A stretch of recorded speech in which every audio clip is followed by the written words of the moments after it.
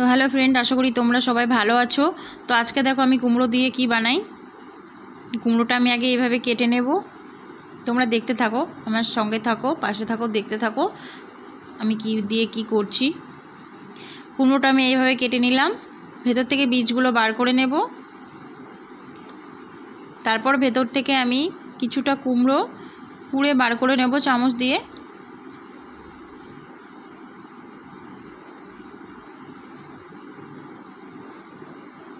এইভাবে ভেতরে খানিকটা জায়গা করে নেব। চারিদিক দিয়ে একটু হাঁচড়িয়ে কুমড়োটা তুলে নেব।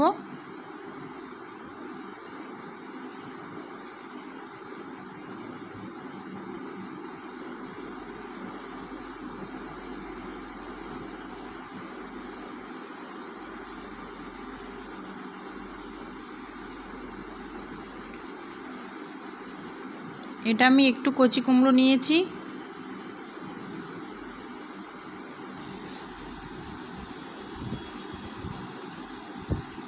ভিতর থেকে এইভাবে একটু চামচ দিয়ে আমি চারিদিক দিয়ে কুড়ে নেব। এই দেখো হয়ে গেছে।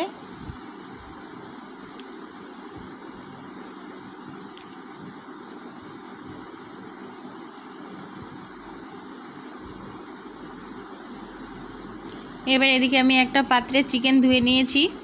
একটা পাত্রের মধ্যে আমি চিকেনটা দিয়ে দিলাম। এবার এক এক করে আমি সব মশলা দিয়ে দেব। একটু পেঁয়াজ কুচি দিচ্ছি, একটু বড় বড় করে কেটেছিলাম। আদা বাটা,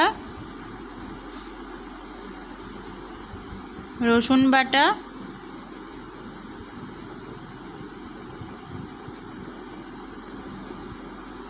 গোটা কাঁচা লঙ্কা দিয়ে দিলাম 8-10টা মতন।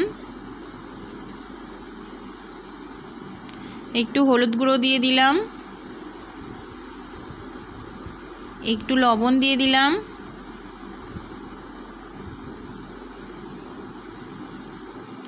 একটু ধনে গুঁড়ো,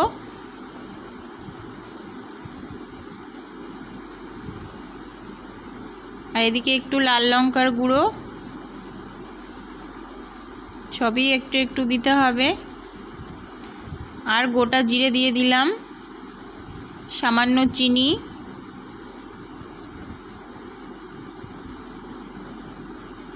এবার ওপর থেকে আমি একটু লেবুর রস দিয়ে দিচ্ছি।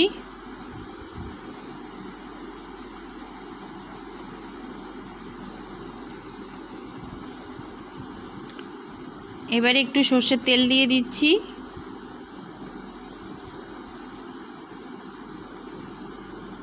এবার একটু মেখে নেব ভালো করে।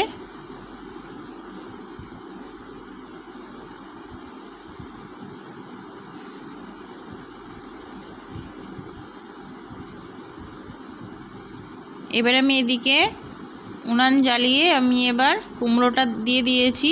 তো কুমড়োটার ভেতরে আমি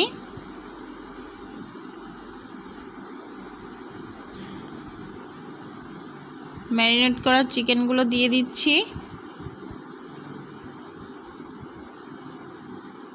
এর মধ্যে কিন্তু আমি একটুও জল দেব না, কারণ এটা একটু কচি কুমড়ো আছে, তো জল এমনিই বার হবে, তার জন্য আমি জল দেব না। এবার আমি ওই উপরের বাকি কুমড়োর যে অংশটা মুখটা কেটে নিয়েছিলাম সেটা দিয়ে ঢাকা দিয়ে দিলাম। এবার দেখি কতটা টাইম লাগে। তো আমি কিছুক্ষণ পর পর আমি দেখব।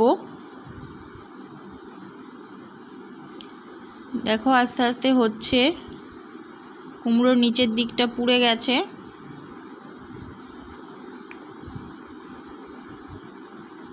এটা একটু টাইম লাগে, এইভাবে রান্না করলে অনেকটাই টাইম লাগে।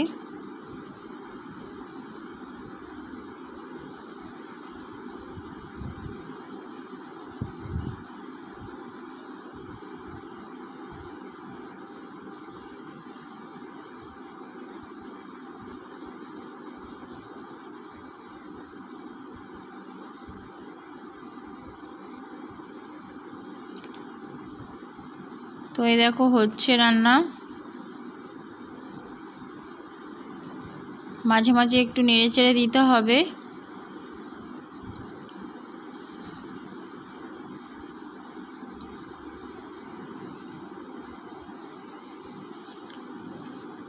রান্নাটা হয়ে গেছে, আমি ঢেলে নিচ্ছি।